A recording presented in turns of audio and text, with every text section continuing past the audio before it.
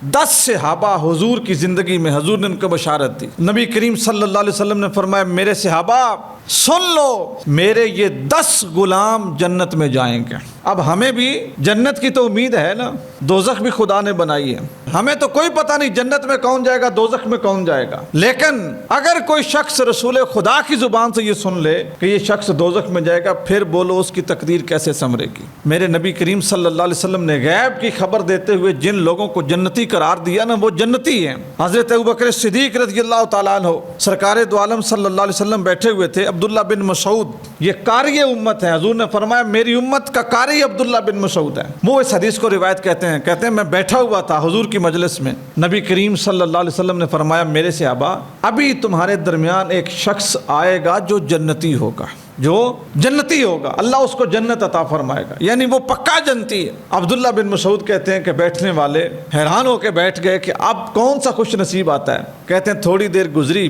दरवाजे पे दस्तक हुई, दरवाज़ा खोला गया तो हज़रत अबू बकर सिद्दीक़ रज़ियल्लाहु ताला अन्हु तशरीफ़ लाए। हुजूर ने फरमाया, अबू बकर जन्नती है। 10 सहाबा हुजूर की ज़िंदगी में हुजूर ने उनको बशारत दी, 10 सहाबा को।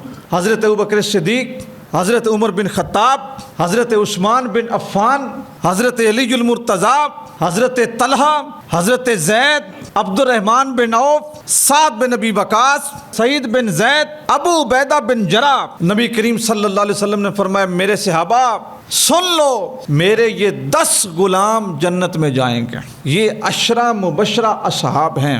दोस्तों, जन्नत और दोज़ख का फैसला कोई आसान सी बात है।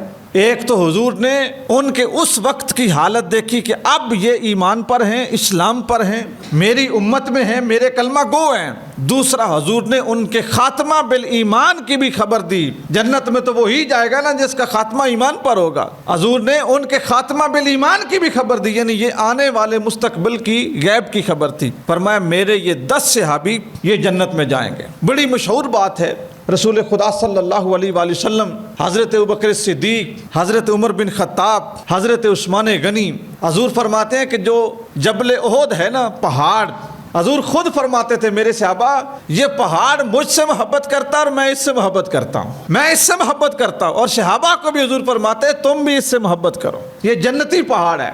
हुजूर उस पहाड़ के ऊपर खड़े थे कि वो पहाड़ कांपने लगा। आशिकों की जुबान में इसका तर्जुमा या इसका मतलब ये होगा कि वो खुशी से झूम उठा कि मेरे ऊपर या मेरे दामन में सरकार तशरीफ लाए, फिर सरकार के यारे गार तशरीफ लाए, फिर हजरत उमर बिन खत्ताब तशरीफ लाए, हजरत उस्मान गनी तशरीफ लाए, इमामुल अंबिया आए। यानी इससे बढ़ के और शर्फ क्या हो सकता था। पहाड़ के ऊपर लर्जा तारी हुआ, झूम उठा, कांप उठा, जलजला आया। नबी करीम सल्लल्लाहु अलैहि वसल्लम ने उस पहाड़ के ऊपर ना अपने पाँव से ठोकर मारी। मिशकात शरीफ के हदीस में बारका सरकार ने ठोकर मार के क्या फरमाया, फरमाया, ए पहाड़, लफ्ज बोले हुजूर ने, उस्कुन, साकिन हो जा, ठहर जा, सुकून कर, आराम कर। साथ क्या फरमाया, फरमाया, तेरे ऊपर एक नबी, एक सिद्दीक, 2 शहीद, एक नबी, एक सिद्दीक, 2 शहीद तेरे ऊपर खड़े हैं, सुकून कर। ये जो हुजूर ने शहीद इरशाद फरमाए ना, ये हज़रत उमर बिन खत्ताब और हज़रत उस्मान गनी थे, क्योंकि दोनों कातलाना हमले में शहीद हुए थे। नबी करीम सल्लल्लाहु अलैहि वसल्लम ने